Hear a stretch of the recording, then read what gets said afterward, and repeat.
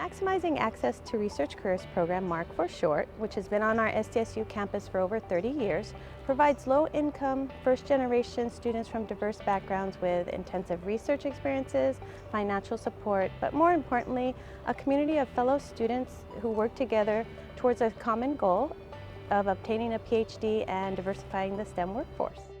MARC has helped me immensely. So from the beginning, we do a lot of workshops throughout the year that help us develop professionally. We have different recruitment weekends where different graduate schools will come in and show us their programs, so we're exposed to a lot of different schools and know our options.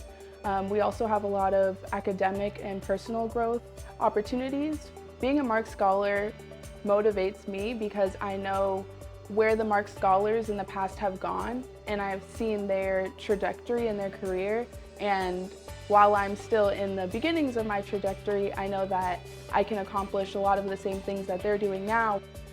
What has been neat to watch for Nalani is the leadership role that she's really taken on. You know, she started here learning how to do assays, and now she's a mentor to earlier career students in my lab, and that's really nice to see.